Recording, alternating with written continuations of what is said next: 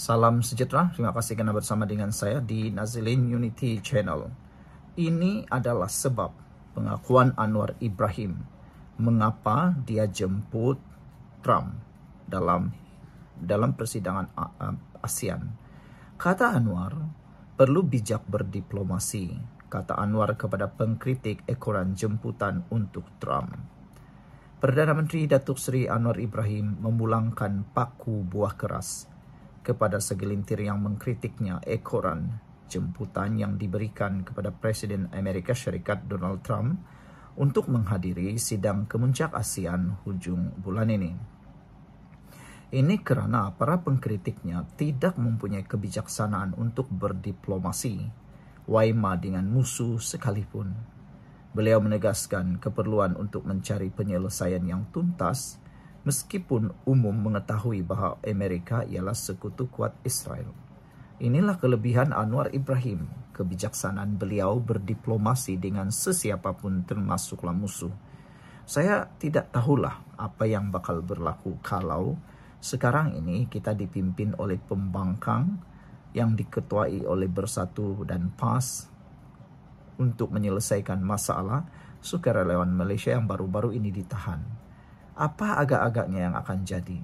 Berjayakah mereka membawa keluar 23 sukarelawan Malaysia itu dengan lebih cepat seperti yang dibuat oleh Anwar Ibrahim? Silap-silap hari bulan sampai sekarang belum lagi dibebaskan, atau mereka hanya fikir. Satu panggilan telefon pun tidak dapat dibuat kerana orang tidak kenal mereka. Tapi lihatlah Anwar. Walaupun dia dicaci maki, dihamun setiap hari, difitnah, kononnya bertelefon membuang masa. Tapi lihatlah, dengan satu panggilan telefon, semua masalah boleh diselesaikan. Nak tanyalah, kalau Perikatan Nasional memerintah, siapa yang agak-agak mereka akan telefon?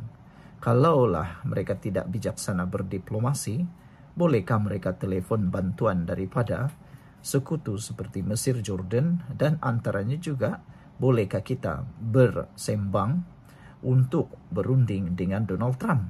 Itu yang Anwar Ibrahim kata. Para pengkritik tidak mempunyai kebijaksanaan untuk berdiplomasi waima dengan musuh sekalipun. Anwar menegaskan keperluan untuk mencari penyelesaian yang tuntas meskipun umum mengetahui bahawa Amerika ialah sekutu kuat Israel. Anwar menambah bahawa rundingan perlu diadakan dan ini terbukti ketika zaman Nabi Muhammad. Yang kita lawan itu gergasi Israel, tapi sedikit pun kita tidak takut dan cepat, kata Anwar. Saya bukan mengalah, saya nak runding, kata Anwar.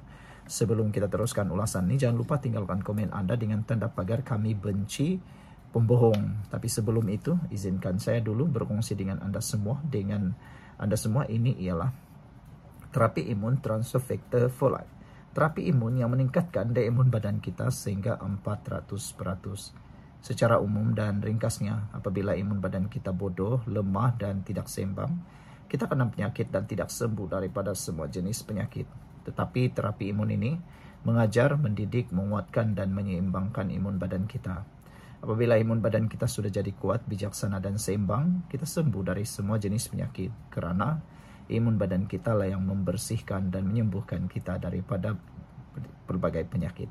Cepat dapatkan produk hebat ini melalui nombor telefon saya yang tertera. Produk ini lulus KKM halal dan diperakui oleh doktor-doktor di seluruh dunia. Saudara, Anwar Ibrahim juga mengatakan kita akan cari penyelesaian. Penyelesaian kita itu adalah kebijaksanaan.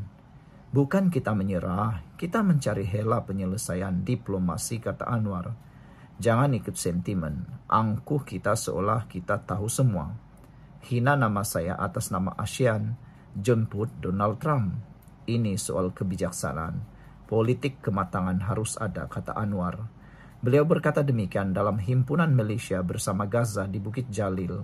Para peserta Sumud Nusantara turut memberi ucapan sebelum Anwar Ibrahim. Sekian untuk kali ini. Jangan lupa tinggalkan komen Anda. Bye-bye. Salam sejahtera. Terima kasih karena bersama dengan saya di Nazilin Unity Channel. Rupa-rupanya ini sebab Anwar Ibrahim menerima lawatan dan tidak membatalkan kunjungan Donald Trump, jemputan Donald Trump. Yang pastinya Donald Trump datang ke Malaysia bukan karena kapasiti Malaysia, tapi karena kita ialah tuan rumah kepada persidangan ASEAN. Dan persidangan ASEAN ini dihadiri pula oleh pemimpin-pemimpin besar dunia seperti Jerman, Rusia, China, dan juga Jepun. Jadi, bayangkan kalau kita menolak Amerika. Bukankah itu sesuatu yang tidak logik? Untuk sebuah negara yang jadi tuan rumah, kita tuan rumah. Jadi, apa logiknya kita tuan rumah ASEAN yang turut dianggotai oleh Thailand, Filipina, Laos, Kamboja, Vietnam, Indonesia, Singapura? Tapi kita pula tiba-tiba meroyan menolak Donald Trump. Bagaimana pandangan ahli ASEAN yang lain? Bukankah ini mencalar image negara kita? Paling penting sekali, kata Anwar Ibrahim, jemputan Trump ke sidang ASEAN adalah langkah strategik dan bukan isyarat memihak. Itu yang harus walaun faham. Itu yang pembangkang harus faham. Tapi soalan mudah daripada saya. Kalaulah sekarang ini adalah diperintah oleh Perikatan Nasional PAS Bersatu Gagasan dan juga MIPP, mahukah juga mereka menolak Donald Trump atau mereka juga akan bertindak sama seperti yang dibuat oleh Kerajaan Perpaduan Madani sekarang? Tentu saya yakin mereka hanya cakap sekarang sebab mereka pembangkang. Tapi kalau mereka kerajaan silap-silap hari bulan, mereka lagi terhege-hege nak terima kehadiran. Sebab itu wajib dilakukan oleh pihak pengerusi atau tuan rumah persidangan ASEAN. Itu sebabnya tindakan Perdana Menteri Anwar Ibrahim menjemput bekas Presiden Amerika Syarikat Donald Trump ke sidang kemuncak ASEAN ke-47 disifatkan sebagai langkah strategik dan pragmatik. Bukannya tanda Malaysia atau ASEAN berpihak kepada Washington.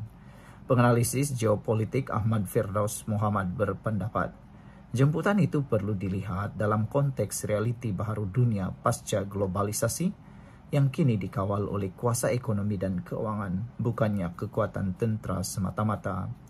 Suka atau tidak, Amerika Syarikat masih menjadi penentu arah ekonomi dunia. Apabila kadar faedahnya dinaikkan, kesannya segera dirasai di seluruh dunia, termasuk di Malaysia. Ini yang gagal difahami oleh walaun dan juga pembangkang. Sebelum kita teruskan ulasan ini, jangan lupa tinggalkan komen Anda dengan tanda pagar kami benci orang bodoh. Tapi sebelum itu, izinkan dulu saya berkongsi dengan Anda semua. Ini ialah terapi imun Transofector for Life, terapi imun yang meningkatkan daya imun badan kita sehingga 400%. Secara umum dan ringkasnya, apabila imun badan kita lemah, bodoh, dan tidak seimbang, kita kena penyakit dan penyakit berakar di dalam tubuh badan kita. Tetapi terapi imun ini mengajar, mendidik, dan menyeimbangkan sistem imun badan kita. Apabila imun badan kita sudah jadi kuat, bijaksana, dan seimbang, kita jadi sehat, imun badan kita jadi kuat, dan akan menghapuskan semua akar penyakit yang ada dalam tubuh badan kita. Apabila imun badan kita jadi kuat, semua penyakit sembuh. Saudara, produk ini lulus KKM, halal dan diperakui oleh dokter-dokter di seluruh dunia. Kalau Anda berdoa selama ini untuk sembuh, ini jawaban yang Tuhan hantar untuk Anda hari ini.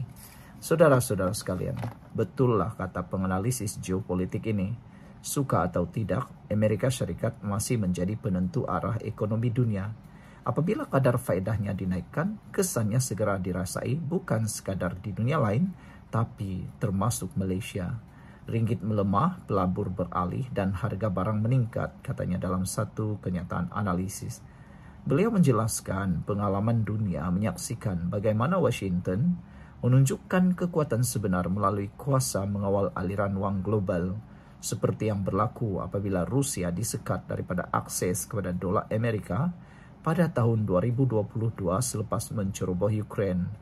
Langkah itu katanya telah menumpuhkan ekonomi Rusia tanpa sebutir peluru pun dilepaskan, membuktikan bahwa pengaruh keuangan kini menjadi senjata utama kuasa dunia. Kuasa besar tidak lagi perlu menawan wilayah untuk menundukkan lawan. Cukup dengan mengawal peredaran modal, pasaran, dan keyakinan pelabur.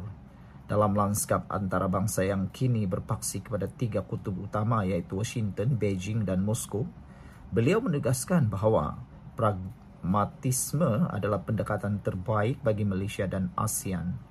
Menjemput Donald Trump ke persidangan ASEAN bukan tanda berpihak kepada Amerika. Sebaliknya, langkah strategik untuk memastikan rantau ini terus relevan di mata semua kuasa besar. Sekian dulu untuk kali ini. Jangan lupa tinggalkan komen Anda. Bye-bye. Hello guys, ini ialah walkie-talkie Bofeng BF888S. Dapatkannya di Shopee, murah. Guys, ini ialah headphone Onikuma K2 Pro. Hebat, luar biasa, cantik dan murah. Dapatkannya di Shopee. Guys, ini ialah power bank Mozom PB149. Murah, hebat, dan dapatkannya di Shopee sekarang. Guys, ini ialah Shokz Open Swim Pro. Headphone yang hebat, kualiti hebat, tahan air. Dapatkannya di Shopee. Guys, ini ialah headphone One Audio E70 Fusion. Dapatkannya di Shopee, murah sekarang.